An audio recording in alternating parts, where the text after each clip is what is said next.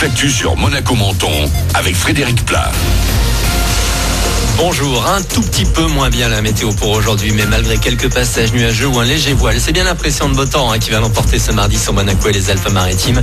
Le thermomètre va afficher jusqu'à 23,14 degrés au réveil à Menton. C'était la météo sur Énergie avec La Trégo, votre restaurant les pieds dans l'eau. Port de Plaisance, Cap d'Aille.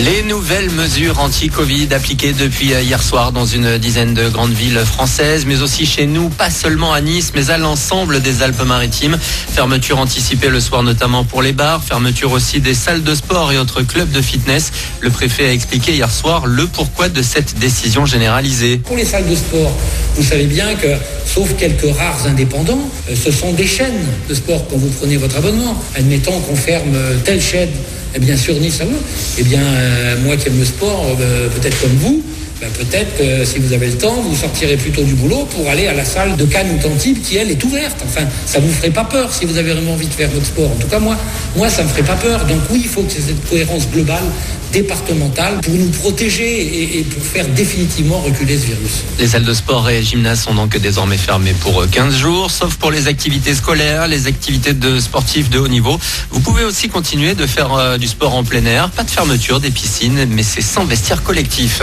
L'actu, c'est également l'hommage de Jean-Claude Guibal à Colette Giudicelli. Les obsèques de la sénatrice des Alpes-Maritimes décédée jeudi dernier ont eu lieu hier en la basilique Saint-Michel à Menton.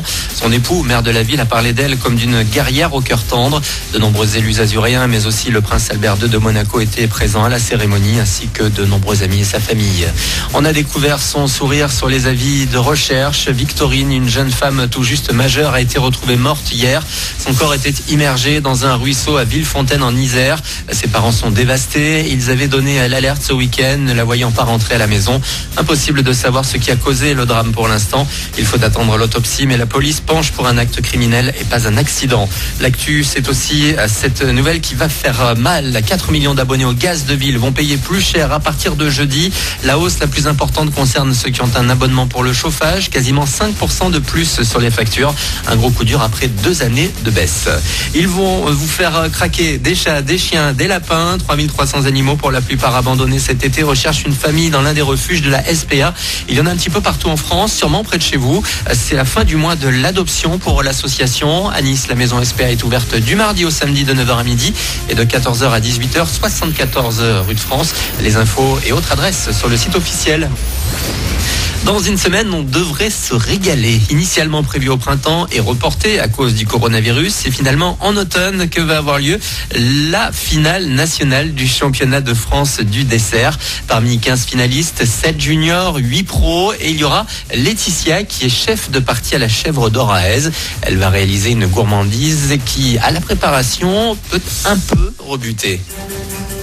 Alors le nom de mon dessert est le verger du fruit défendu. C'est un fruit à base de pommes, donc différentes sortes de pommes, crues, cuites, associées au mélilo. Le mélilo, c'est très peu connu de tous. C'est une plante fourragère qui a un léger goût de vanille et quand on l'infuse, ça sent le foin. Ça peut repousser, mais au niveau du goût, ça sent pas du tout le foin. C'est doux, très vanillé, on va dire. C'est un dessert exclusif au concours. D'ailleurs, c'est interdit de faire un dessert du restaurant pour le concours. Et la finale nationale du 46e championnat de France du dessert aura lieu mardi et mercredi prochain à Rouen.